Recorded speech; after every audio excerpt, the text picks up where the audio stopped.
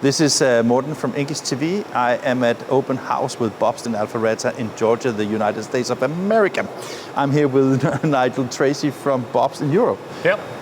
Nigel, what would you like customers to think when they think of Bobst? So I think the first thing to me, let's say what I think of when I think about Bobst, which I've known for many years, is that about industrial production, automated solutions around industrial production. That's what we at Bobst did. You know, we're a 128-year-old company. And if I look back at what was really the DNA of Bobst from day one, you know, because we started out by selling inks and resharpening blades, but then we had this idea to automate those processes and to take processes which were manually done and to join them together and automate them. And in fact, that's what we're doing today in an industrial way. So what would I like customers to think about when they think about Bobst? It's really about the fact that we come up with automated industrial processes. Of course, we're innovative, coming out with great technology, and that we're a reliable partner which understands real production, so heavy production that they need. Great. Is there at all space for growth within Bobst? Yeah, definitely. I mean, you know, we're present in 4 key areas, from folding carton, corrugated board, flexible packaging, now labels in the last 5 years. And actually the biggest growth area we see is in label, especially in the digital production around label, hence the open house that we have at the moment. So that's good growth, very good growth.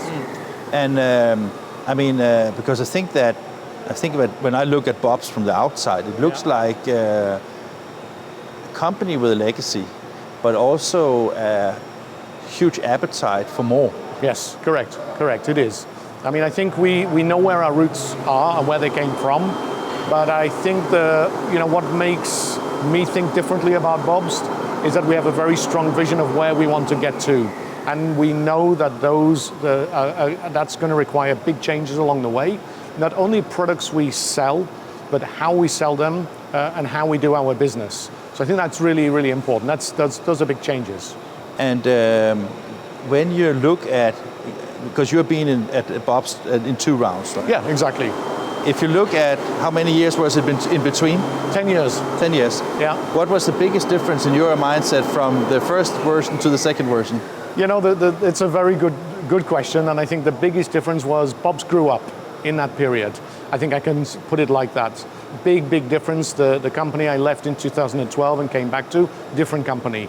It really grew up and matured, had a different ambition, had a really strong vision that I can feel personally as coming back to the company.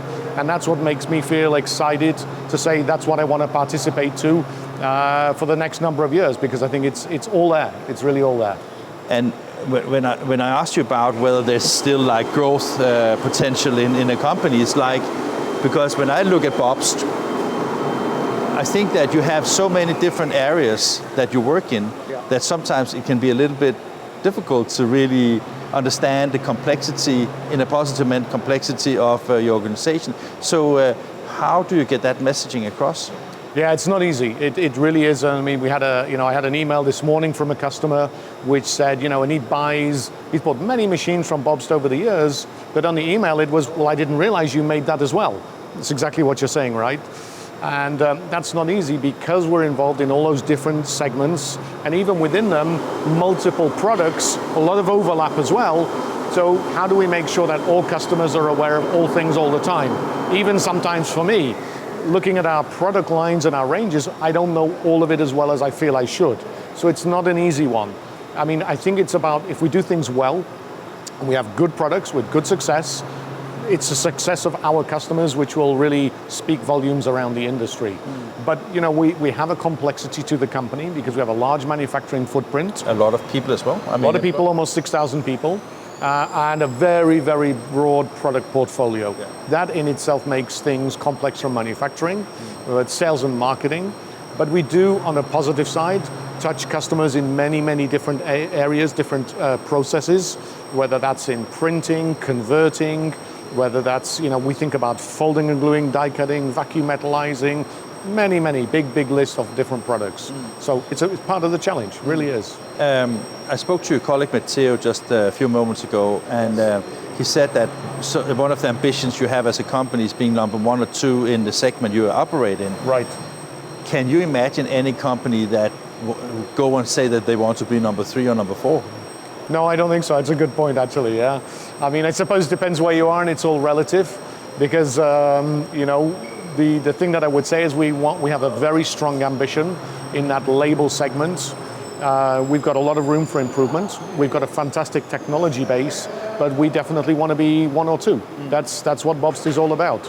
And the reason I'm asking is just because I agree with you, and I also understand that ambition, but I'm just thinking that becoming number 1 or number 2 in a segment requires a lot of understanding of what customers demand and what kind of challenge they see. And I think that one of the most difficult things is, of course, predicting the future. It is. If you should give a try, if you look at, let's say, just for fun, let's say, how do folding carton looks in 10 years' time from now? Yeah, it's a good question. I mean, if I would answer it in this way.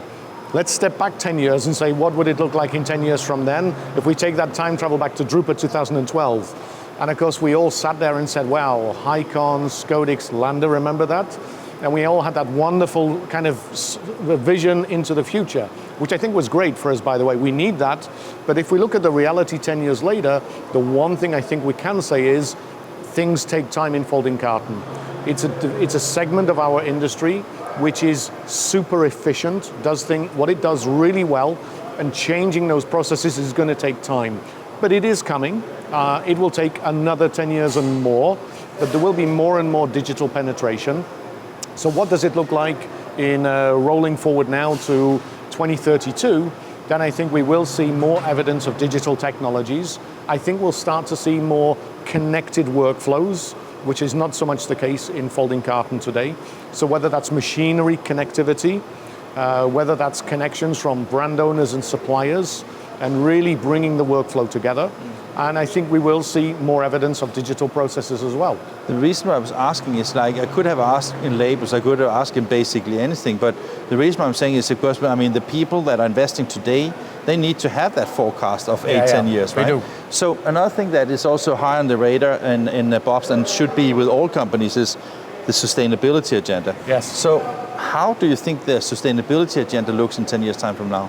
Yeah, so I think it's something which, if I go back to 2019, we had that big kickoff from the Blue Planet topic in the UK. And that kind of was a catalyst to ignite everything then. Things slowed down a bit because we had this pandemic after that. But now we're back to the scenario where everything's been reignited. And today it is a topic because it's something individual and separate. In 10 years from now, it isn't a topic in its sense. It is just part of naturally what we do. So I think it becomes integrated into that aspect of our daily production. So would you say also from a Bobst perspective that because you had a very strong messaging when you canceled your participation at the last Drupa, right? Also for environmental perspective, now I can't remember, are you back on 2024? Have you not decided yet? We will most likely be there. Yeah. But I was just thinking, because what has changed from that time till now? Yeah, so I think, if I look at the way the company has grown, I think that the challenge during that period has forced us to all act and do things differently. If I look now on our division in this narrow mid-web, certainly for us, we had a lot of new technology and a lot of customers we want to still reach out to and to connect with, show the things we've been doing in that period.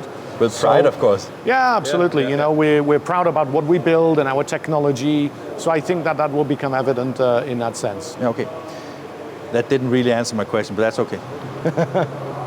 So for the last thing about the sustainability, the reason I was asking about 10 years' time, because I agree with you that it probably needs to be so integrated in our businesses that it is a stupid question to ask, right? Somehow, yeah. But I was just wondering, because we see the carbon footprint has, since the Kyoto Agreement, increased in Europe more than 30%, even though we have put a lot of measures into it. Yes. And it seems that packaging is growing more than any other segment in the industry. So do you have the ability to create like new technologies that can still make nice packaging, but having a smaller impact on the environment? Or? I'm absolutely convinced of it. Whether we talk about substrates, how we use, today we think about recycled substrates, and then we think about virgin substrates, And if we think about high quality, well, we think about the virgin substrates. And if we talk about lower cost products, of course, it's the recycled. I think that will change as well, because we need to improve the quality of how something looks, irrespective of what type of raw material we've used. And today those two things are very intrinsically linked. So I see that as being a change, and that's part of our challenge as manufacturers of printing and converting equipment, to say substrate irrelevant, you get the best quality and the best sustainable recyclable materials. We see impacts in our daily lives of how we work with that, and I see more and more of that to come. So how much we can reduce the footprint of packaging onto that is a fact of what it's going to happen, for sure. Yeah. What do you think of the questions? Good, very good questions. Yeah. Because it's not because I want you to say anything about the questions, but I'm just trying to say that basically these are the questions that we should talk to everybody with, right? I agree. Because basically both the products, our responsibility, but also why we go to work every day is important. Exactly. Right? No, it's true. And I think, there are real questions which people are interested to hear about. What is Bob's view on A, B, or C? It's very easy for us to get caught into talking only about our products and our latest and greatest technology and innovation. But I think ultimately people want to know is what's inside us, what makes us tick, what makes Bob's get up in the morning, and where do we see that vision and that future. So I think it becomes completely relevant. Fantastic. Thank you. My pleasure, sir. Always. Likewise.